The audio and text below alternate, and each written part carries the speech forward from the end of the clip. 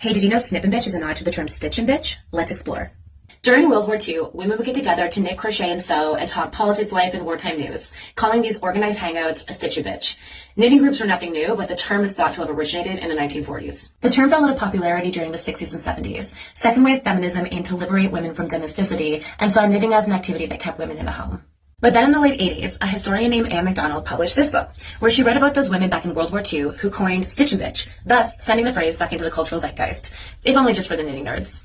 As the 90s arrives, so does third wave feminism, birthing the Riot Girl movement. Fighting against misogyny in the male-dominated punk scene, Riot Girl encouraged girls everywhere to start bands, make zines, host their own events, and craft their own aesthetic. Traditionally, female crafts are being reclaimed during third wave feminism, but this time for the public purposes of community protests and resistance. Okay, so inspired by the Riot Girl movement, 3 friends in New York City started a zine called Bust. It's super popular, so they turned it into a fully fledged magazine.